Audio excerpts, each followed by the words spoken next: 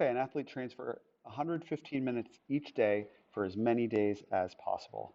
Write an equation that equates or that relates the number of days D that the athlete spends training when the athlete trains for 690 minutes. So let's imagine if they trained for one day, okay? We would find out that they trained for 115 minutes because they do that each day. What about for 2 days? We would have 2 times that amount because they did it for twice as many days, right? If they did it for 115 minutes a day for 3 days, we'd say 115 minutes times 3 because they did it 3 times. That's where times comes from. How many times did you do it? The athlete did it 3 times.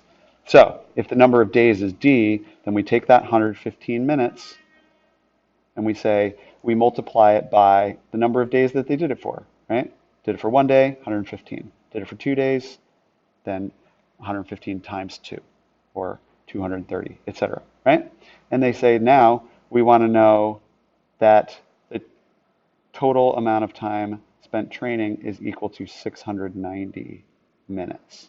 Okay, 115 times the number of days would equal 690, and then you could solve it. It only says write an equation right up here. Write an equation, does not say solve it. So you're off the hook at this point. But if you decided you did want to solve it, you would say, well, the coefficient is 115, so you divide by 115. 690 divided by 115. And I can just see, because I know that this 100 times 6 is that 600, and this 15 times 6 is that 90. So D, the answer, is 6. They'd trained for 6 days.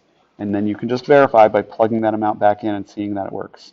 If it was 115 times D equaled 690, then that would be 115 times 6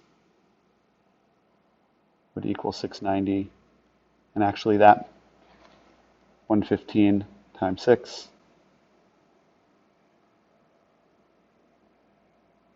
does equal that. And you say 690 equals 690.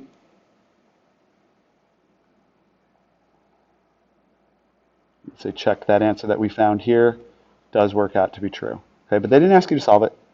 They just asked for this right here, write the equation. And so that's all you're on the hook for. But you could solve it if you wanted to.